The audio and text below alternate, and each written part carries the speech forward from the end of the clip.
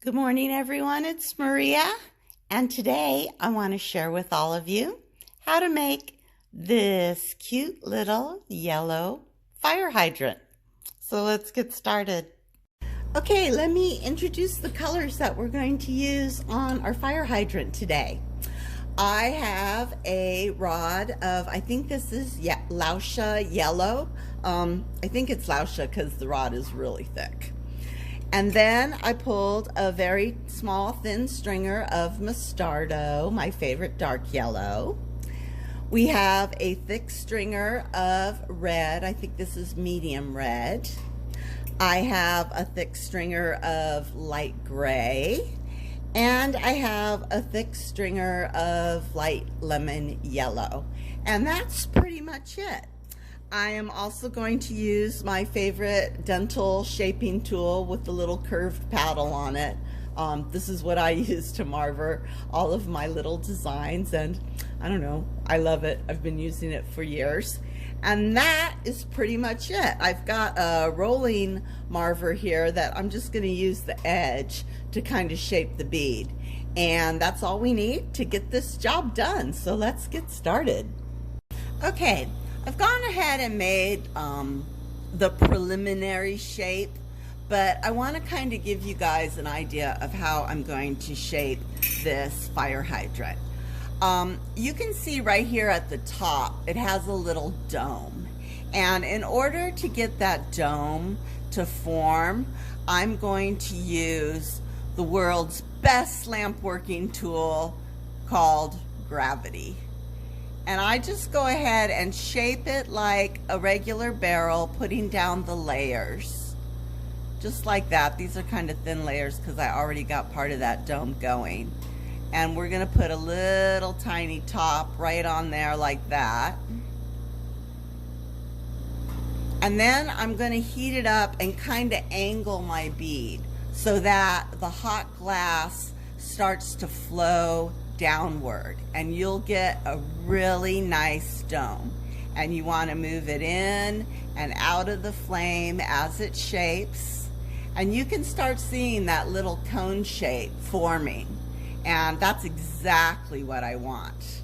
Now I'm gonna leave it like that. Look at that little dome, that's so cute. Hey, it worked. For the body of the fire hydrant, what I'm going to do is heat up a partial area. I'm not going to go where that dome is. I'm going to heat up the body of it, and then I take my marver and I'm going to only marver the body. So only roll that body part. Don't roll the dome part, only roll that body part. So we're only rolling a portion of our barrel and leaving that dome alone. There we go. And I kind of just stick it out toward the end there. Okay, there we go. I think that's a good start. All right. The next thing I do is I want to go ahead and lay down my stripes. I've got my Mostardo, and I'm just going to start at one end and lay the stripes down all the way up to that dome. And I eyeball my stripes. I don't really pay too much attention, because if I did, I would drive myself crazy. But maybe like, I don't know, 1/4 of an inch apart, a couple millimeters apart. We're just putting down stripes on our fire hydrant. Now, I will tell you, when I first started making this fire hydrant, I made your typical red fire hydrant. And oh my God, I actually videotaped it, and all you could see was this big black blob. And so it didn't work out so well. So I decided, oh, I better make a yellow fire hydrant. So there we go. We got our stripes down. I'm just smashing them down. And I'm not going to worry about those little bulbs at the top there, because we're going to cover that up with red. So make sure everything is kind of smashed down, and it's gonna melt in more as we work on the dome and the other parts of the fire hydrant. Okay, so I got my lines put down, which I like to do first, because as I'm working on the dome, those yellow stripes will melt in even more. So let's put in the indentations in the dome, and I'm flipping my tool around to the pointy end, and I am just going to kind of cut in a little indentation just like that. And that gives our little fire hydrant the little the ridges that are on the top of each dome if you look at a fire hydrant. And again, I'm not measuring, I'm just eyeballing stuff and hoping that it comes out even. Yay. Okay, that was good. So now I've got my stripes on, I've got my ridges cut in. Let's put the top on. And you can see at the top of this fire hydrant, sometimes the edges can get a little pointy and sharp, and I don't like that. So I decided to put on the little top. And I got my light gray.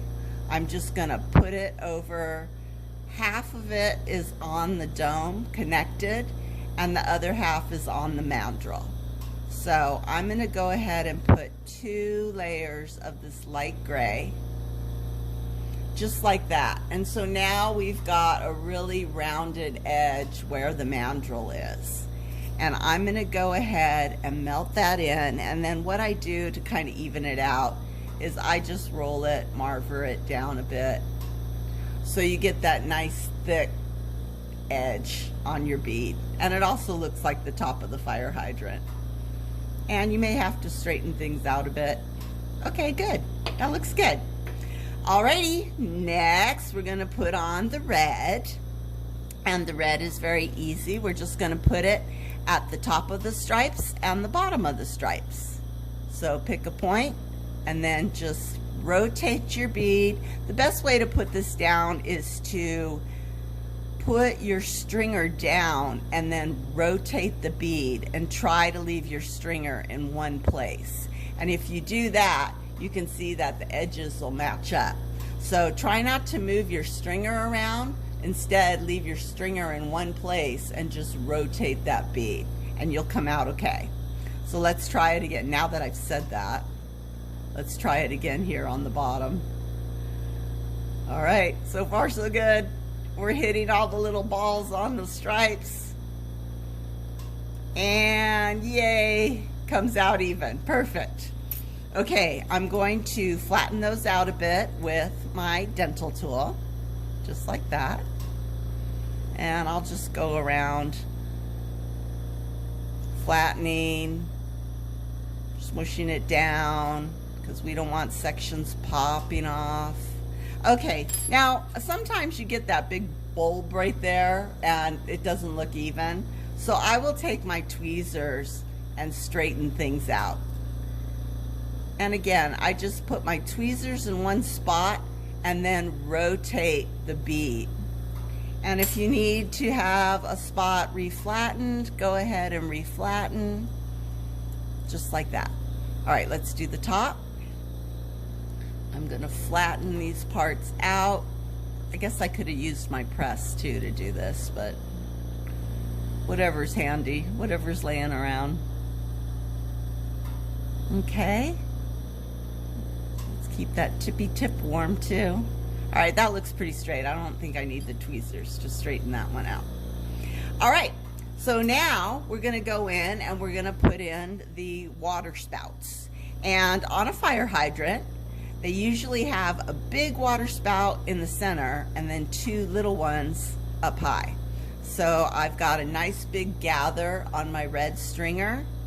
I'm gonna go ahead and plop it down and pull it up. And now I think I am gonna use my press to flatten it. There we go. Spout, a water spout. Flatten it out a little more. All right, now I'm gonna take my yellow and I'm gonna make another dot in the middle of that red dot.